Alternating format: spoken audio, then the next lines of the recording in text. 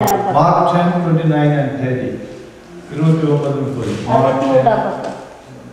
அதற்கு இயேசு பிரதியுத்தரமாக, என் நிமித்தமாவது சுவிசேஷத்தின் நிமித்தமாவது வீட்டையாவது சகோதரனையாவது சகோதரிகளையாவது தகப்பனையாவது தாயையாவது மனைவியையாவது பிள்ளையாவது நிலங்களையாவது விட்டவன் எவனும் இப்பொழுது இன்மையிலே துன்பங்களோட கூட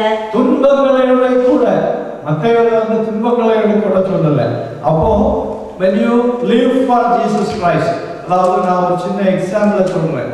இது உங்களுக்கு புரிந்து கொள்றதுக்கு டிஃபிகல்ட்டா இருந்ததுன்னா ஒரு டெஸ்டிமனி நான் சொல்றேன். மெட்ராஸ்ல வந்து ஒரு முஸ்லிம் பாய், he has given this testimony. அவன் வந்து அதாவது அவங்க அப்பா முஸ்லிம், இந்தியன் முஸ்லிம், பட் சிங்கப்பூர்ல இருந்து அவர் பிசினஸ் செய்கிற ஒரு முஸ்லிம். அவருக்கு ஷிப் எல்லாம் இருந்தது. பிகாஸ் he was rich, அவருடைய மகனை வந்து மெட்ராஸ்ல படிப்பு நல்லா இருக்கும்னு சொல்லிட்டு மெட்ராஸ்ல அனுப்பியிருந்தாங்க. இந்த பையன் மெட்ராஸ்ல வந்த உடனே பைசாவை பற்றி கவலையே கிடையாது, அவ்வளோ பணம். அதனால பேங்க்ல மாசந்தோறும் அவனுக்கு வந்து டெபாசிட் வந்துடும். So he was living a very luxurious life. When he was going to the campus one day, he saw a young lady smoking and coming, and she asked her, அந்த பெண் வந்து இவன்கிட்ட கேட்டிருக்கிறாரு, உனக்கு ஸ்மோக் இருக்கா அப்படின்னு சொல்லிட்டு. இவன் இப்போ ஸ்மோக் பண்றது இல்லை. ஸோ he was wondering, இந்த லேடி இப்படி ஸ்மோக் பண்றாளே அப்படின்னு சொல்லிட்டு கேட்டிருக்கிறான். உடனே she said, you come with me, I will show you much more than this. இதை விட நல்ல காரியங்கள் அவனுக்கு சொல்லிட்டாரு சொல்லிட்டு அந்த பெண்ணோட அவன் போய் எல்லா பேட் ஹேபிட்ஸையும் he learned, ஸ்மோக்கிங், மார்ஜுவானா, அந்த மாதிரி எல்லா ட்ரக்ஸ் எல்லாம் எடுத்து கொஞ்ச நாளில் he became a drug addict. இப்போ வந்து இவங்க ஃபாதர் இதை பற்றி கேள்விப்பட்டாரு. ஆனால் வந்து he was busy with the business. அதனால மகனை கூப்பிட்டு அட்வைஸ் பண்ணுவாரு. But he did not take it much serious because money is no problem for them. இவனுக்கு it became a big problem. He was not able to come out from this habit. Day by day he was not going to college and he was getting involved with the drugs. அப்போ இவன் ஒரு மனுஷனை சந்திச்சிருக்கிறான். சந்திச்சு அந்த காரியத்தை பேசும் பொழுது அவர் வந்து இயேசு கிறிஸ்துவை பற்றி பேசியிருக்கிறார். அப்போ இவன் வந்து இயேசு கிறிஸ்துவ கேட்ட உடனே அதனால நான் வந்து இந்த இயேசு கிறிஸ்துவை பற்றி கேட்கறதுக்கு விரும்பல அப்படின்னு சொல்லிட்டு அவரை தாறுமாறா பேசியிருக்கிறார். அப்போ அவர் ஒரு காரியத்தை சொல்லியிருக்கிறார், உனக்கு விடுதலை வேணும், அதனால உன் கூட நான் ஒரு சேலஞ்ச் பண்றேன். நீ இயேசு கிறிஸ்துவுக்கு உன்னுடைய லைஃப்பை கொடுத்து ஒரு நாள் ஒப்பு கொடு. அவர் உனக்கு விடுதலை கொடுக்கலன்னா நான் வந்து அந்த தோல்வியை ஏற்றுக்கொள்ளுகிறேன் அப்படின்னு சொல்லிட்டு ஒரு சேலஞ்ச் கொடுத்துருக்கிறாரு. அப்போ இவன் யோசித்து பார்த்துருக்கிறான், சரி ஒரு நாள் தானே நம்ம வந்து தேவனுடைய வார்த்தையை கேட்க போவோம்னு சொல்லிட்டு he went to some church. அங்கே போய் உட்கார்ந்து வசனத்தை கேட்கும் பொழுது அவனுடைய இருதயத்தில் ஆண்டவர் பேச ஆரம்பிச்சிருக்கிறார். இது ரியல் ஸ்டோரி நடந்தது. அப்போ he felt something was just urging. அதாவது அவனுக்கு வசனத்தை கேட்க கேட்க உள்ளுக்கு வந்து ஒரு பெரிய விடுதலை வந்தாப்புல he felt it. There was a losing of power from him உள்ள இருந்து. அப்போ அந்த இது முடிஞ்ச உடனே அடுத்த நாள் இவன் அந்த ஆளை வந்து மீட் பண்ணணும். அப்போ அடுத்த நாள் போய் அவரை மீட் பண்ண போனா அவரை பார்க்க முடியல. He did not meet him. அதனால he started going every week to the church, and soon little by little he lose interest in the drugs. அதனால இவன் வந்து கிறிஸ்டியனா மாறல, வெளியே வரமா அப்பா கிட்ட யாரும் சொல்லல, ஆனா சர்ச்சுக்கு போயிட்டு கிறிஸ்தவ லைஃப்பை லீட் பண்ண ஆரம்பிச்சிட்டான்.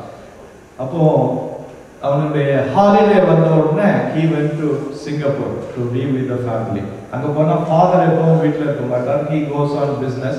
மதரோட பேசிட்டு அப்போ மதர் வாட்ச் பண்ணியிருக்காங்க. பொதுவாக ஹாலிடேக்கு வந்தாச்சுன்னா சாயங்காலம் எப்பவும் ஈவினிங் ஆகிட்டுனா ஃப்ரெண்ட்ஸ் கூட ஜாலியாக வெளியே சுத்த போயிடுவோம்.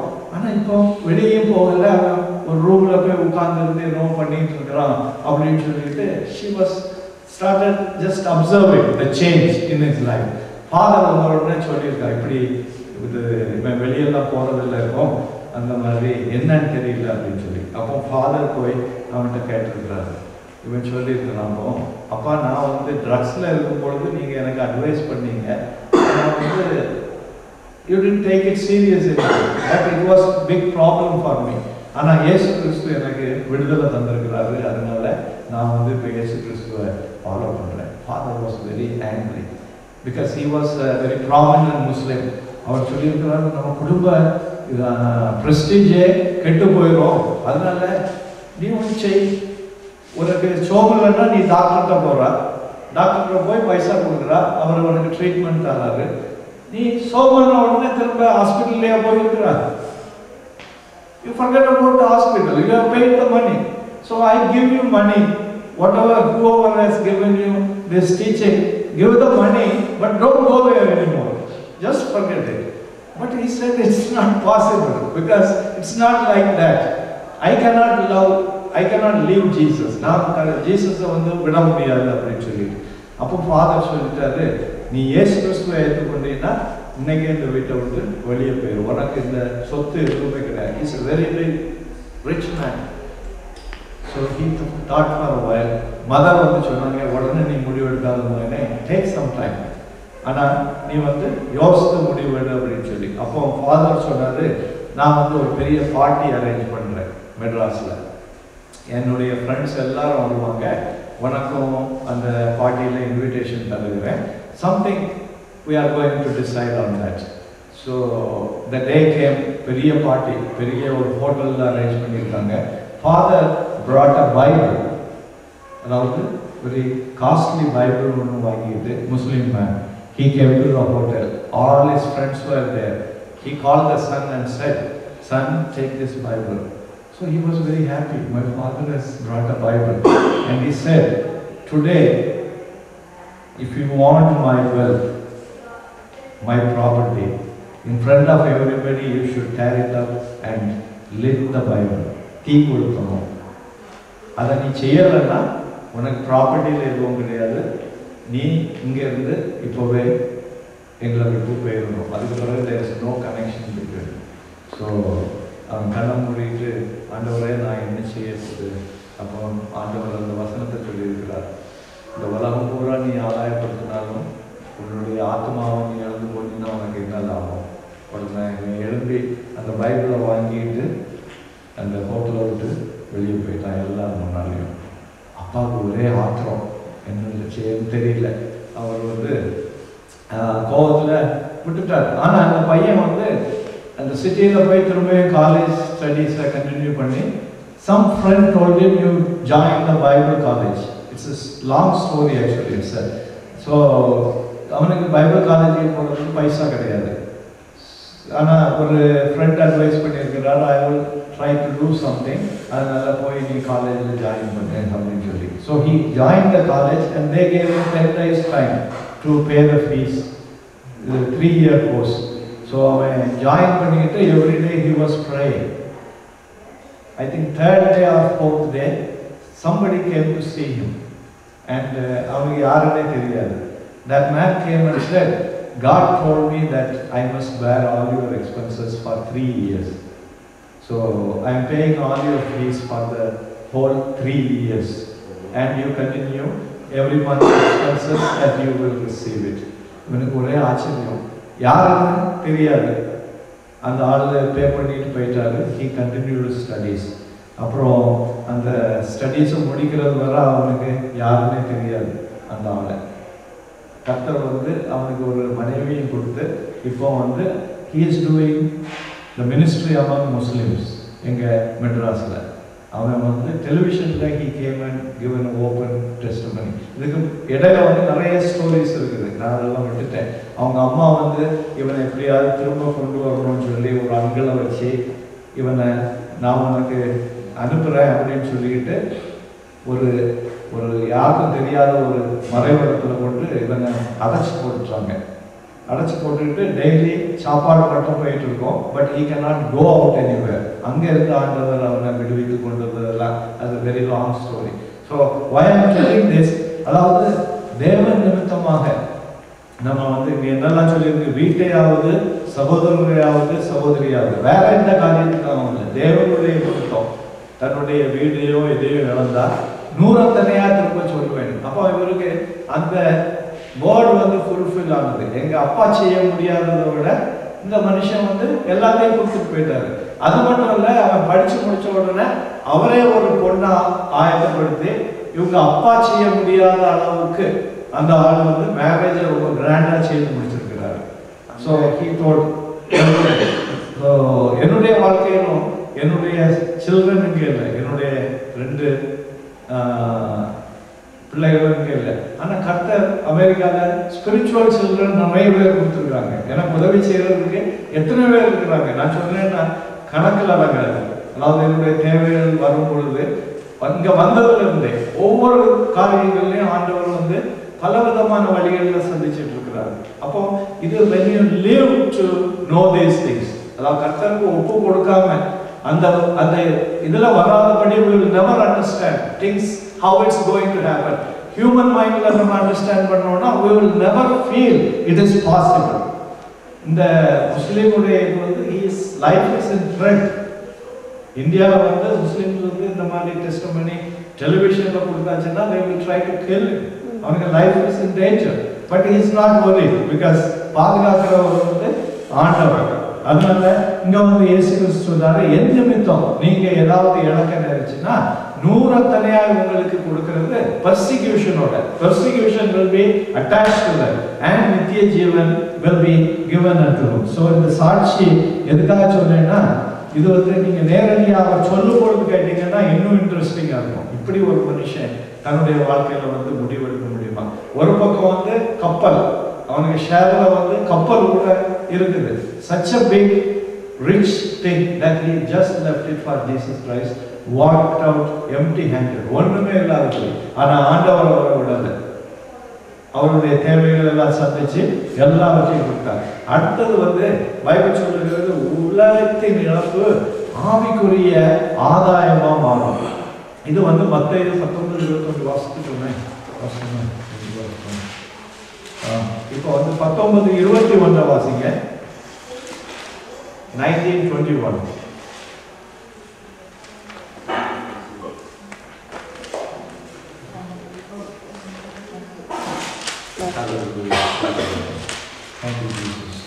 Matthew 19:21.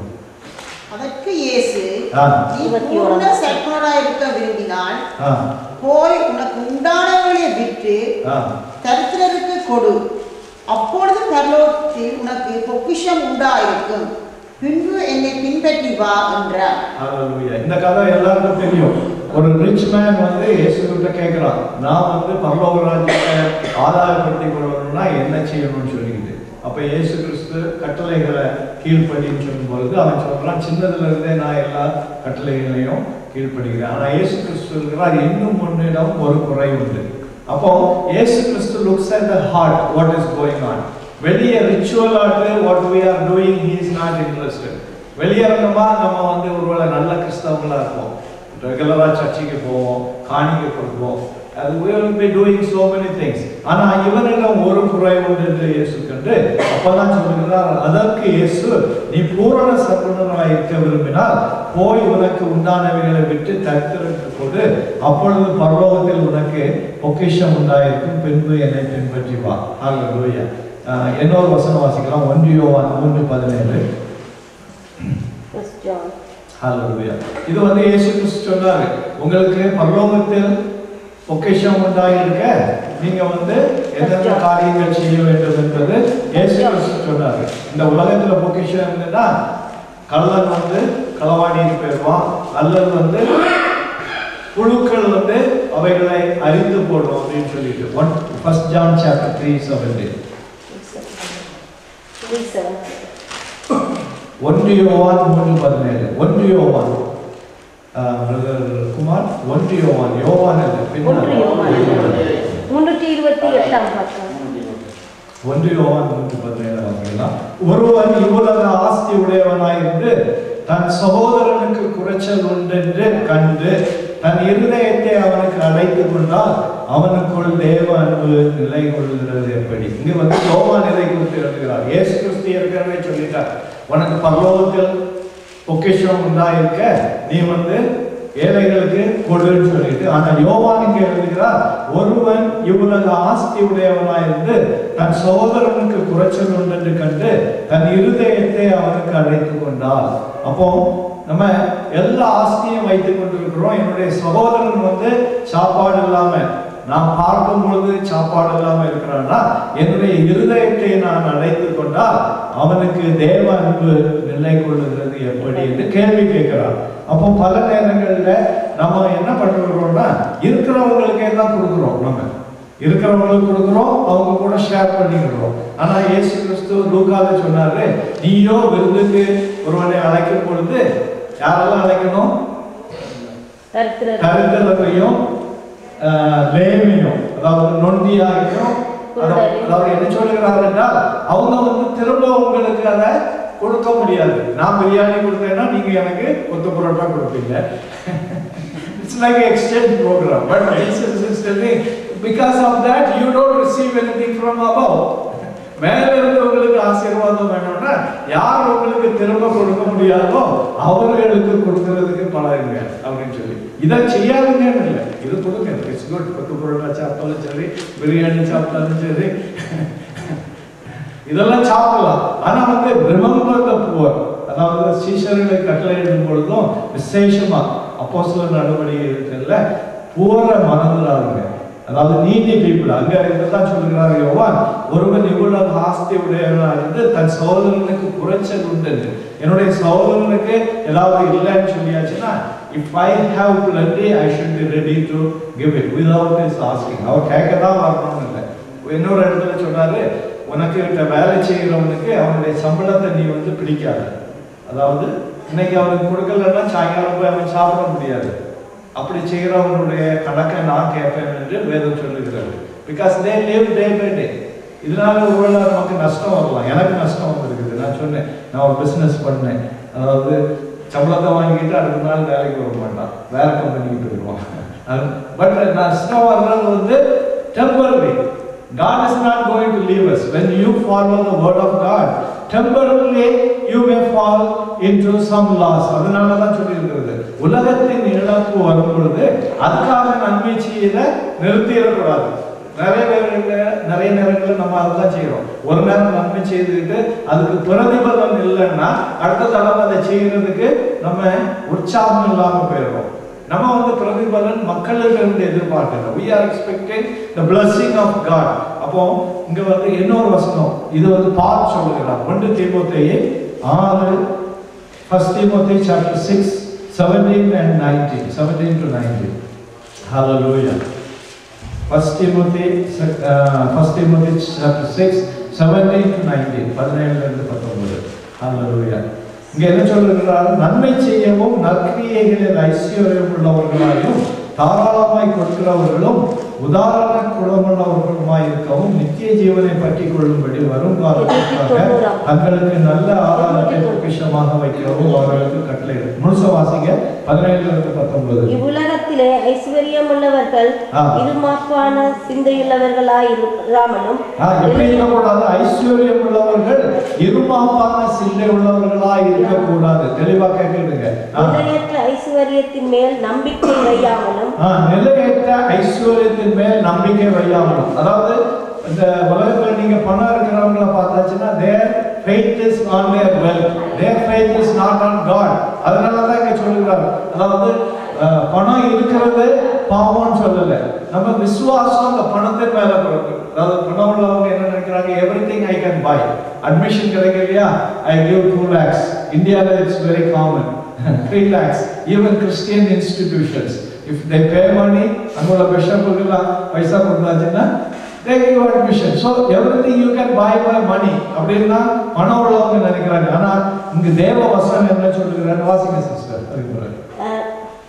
இவ்வுலகத்திலே ஐஸ்வர்யம் உள்ளவர்கள் இருமாப்பான சிந்தையுள்ளவர்களாய் இராமலும் நிலையற்ற ஐஸ்வர்யத்தின் மேல் நம்பிக்கை வையாமலும் நான் அனுபவிக்கிறதுக்கு சகலவித நன்மைகளையும் நமக்கு சம்பூரணமாய் கொடுக்கிற ஜீவனுள்ள தேவன் மேல் நம்பிக்கை வைக்கவும் நன்மை செய்யவும் நற்கிரியைகளில் ஐஸ்வர்யவான்களாகவும் தாராளமாய் கொடுக்கிறவர்களாகவும் உதார குணம் உள்ளவர்களாகவும் இருக்கவும் நித்திய ஜீவனை பற்றி கொள்ளும்படி வருங்காலத்துக்காக தங்களுக்கு நல்ல ஆதாரத்தை பொக்கிஷமாக வைக்கவும் அவர்களுக்கு கட்டளையிடு. It's a commandment. You teach them and you command them to do that. இங்க என்ன சொல்லிருக்கு? நன்மை செய்யவும் நற்கிரியைகளில் ஐஸ்வர்யவான்களாகும். பொருள் ஐஸ்வர்யம் இல்ல. In your good doing you should be rich. You will be able to share whatever God has given. See, it's like a flowing.